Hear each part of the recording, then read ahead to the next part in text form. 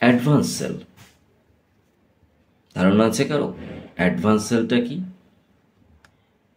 আমার যতটুকু ধারণা আছে এবং লাইফে যতটুকু ধারণা হয়েছে প্র্যাকটিক্যালি, অ্যাডভান্স সেল হলো সম্পূর্ণরূপে একটা ইভ্যালি টাইপের জালিয়াতি, যেখানে আপনার এমপ্লয় ক্ষতিগ্রস্ত হবে, যেখানে আপনার ডিলাররা ক্ষতিগ্রস্ত হবে, যেখানে কোম্পানিও ক্ষতিগ্রস্ত হবে এবং একসময় ধস নামবে কোম্পানিতে।